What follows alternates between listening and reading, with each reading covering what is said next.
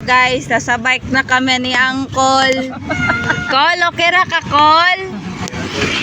Buang. Basig nalisod na ka, Col. Kidako kayo mo mga paa. Okay, so, seryoso guys. Parang magganyan na ata yung bike. Anya na kayo. Papunta na kami sa bahay, guys. So, tingnan nyo yung journey namin papunta sa bahay. Pagkita nyo, lock na ang bahay. Hindi na pinapasok. Hindi na pinapasok ni Mami. Laag. Yan Saan guys. pumunta? Ayan si Kuya, oh. Kuya, dira init? Buang init. Ay, init. Siyempre. Pero, Alam, what I mean ba, mabigat? Ayan na guys, si Kuya. Purpose na lang siguro natin guys. Natin ipakita si Kuya. Boses na lang niya.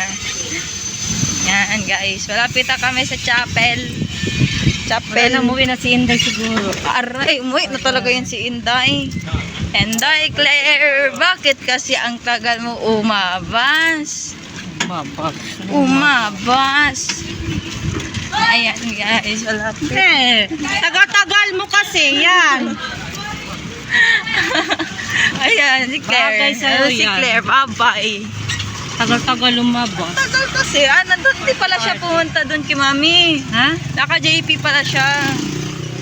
No, dito lang kami manong. Kulang man ito. Kulang 5. Hindi siya pumunta sa lula niya. Luka talaga yan. Ayaw niya, Tek. Wala Dito lang. Dito Manong. na lang, Kuya. Dito lang kay. Andun yung isa, oh. Kawawa naman yung isa. Thank you po. Ito mo doon. Ano, tawagin si Kang? Oo. Okay, tawagin natin si Claire, guys. Kasi kaya kung napansin nyo, ba't ganito outfit ko ngayon? Kasi nagsimba kami. In-invite ako ni Claire. Hindi, school pala to. Ano na. Ayan.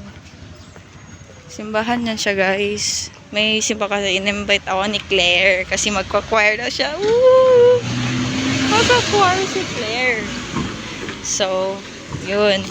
Isa din sa hindi siya nakasawa kanina kasi tagal niyang umalis doon kasi nag-meeting pa sila. So, ayun guys, mamaya update ko kayo guys.